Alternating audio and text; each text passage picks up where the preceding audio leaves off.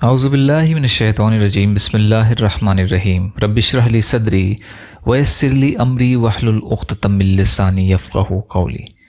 جب دنیا ریزہ ریزہ ہو جائے گی، قیامت کی چھوٹی اور بڑی نشانیوں کے بارے میں، علامات کبریٰ، قیامت کی بڑی نشانیاں، دجال کا خروج، 16واں حصہ، وہ مقامات جہاں دجال آئے گا۔ حضرت انس رضی اللہ تعالیٰ عنہ بیان کرتے ہیں کہ رسول اللہ صلی اللہ علیہ وسلم نے فرمایا، مکہ اور مدینہ کے سوا دجال دنیا کے ہر ملک میں پہنچ جائے گا۔ صحیح بخاری کی روایت ہے یہ۔ رسول اللہ صلی اللہ علیہ وسلم نے فرمایا، مدینہ کے دروازوں پر فرشتے متعین ہیں، اس میں نہ تو طاعون کا مرض داخل ہو سکے گا اور نہ ہی دجال۔ صحیح بخاری اور صحیح مسلم کی روایت ہے یہ۔ نبی کریم صلی اللہ علیہ وسلم نے فرمایا، مسیح الدجال مشرق کی جانب سے آئے گا، اس کا ارادہ مدینہ میں داخل ہونے کا ہوگا، مگر جب جبل احد کے پیچھے پہنچے گا تو فرشتے اس کے آگے آ جائیں گے اور اس کا منہ شام کی طرف پھیر دیں گے اور وہ وہیں جا مرے گا۔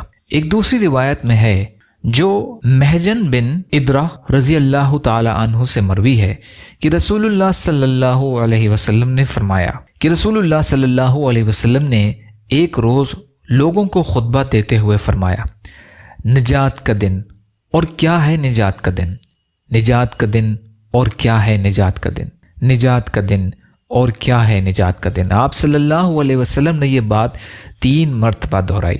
آپ صلی اللہ علیہ وسلم سے پوچھا گیا کہ نجات کے دن سے کیا مراد ہے، تو آپ صلی اللہ علیہ وسلم نے فرمایا، دجال آئے گا، وہ جبل احد پر چڑھ کر مدینہ کی طرف دیکھے گا اور اپنے ساتھیوں سے کہے گا، کیا تمہیں یہ سفید محل نظر آ رہا ہے؟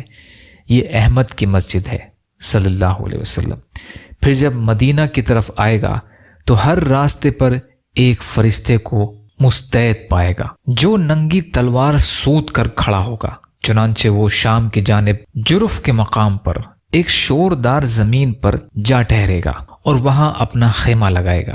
اس کے بعد مدینہ 3 دفعہ لرز اٹھے گا، جس کے اثر سے تمام فاسق اور منافق مرد اور عورتیں مدینہ کو چھوڑ کر دجال کی طرف نکل آئیں گے، یہی یوم نجات ہوگا۔ آپ صلی اللہ علیہ وسلم نے یہ بھی فرمایا، دجال مکہ اور مدینہ کے سوا ہر شہر کو پامال کرے گا اور اپنا تسلط جمائے گا، کیونکہ ان دونوں شہروں کے ہر راستے پر تلواریں سوتے ہوئے فرشتے ان کی حفاظت کریں گے۔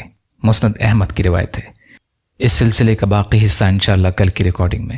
یا اللہ ہم سب کو کہنے سننے سے زیادہ عمل کی توفیق عطا فرما۔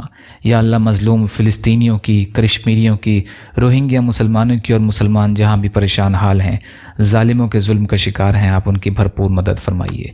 یا اللہ ہم سب کو اپنی استطاعت کے بقدر اپنا حق ادا کرنے والا بنائیے۔ یا اللہ آپ قادر مطلق ہیں، آپ کے لیے ہر چیز آسان ہے، ہمارے لیے بھی آسانیاں پیدا فرمائیے۔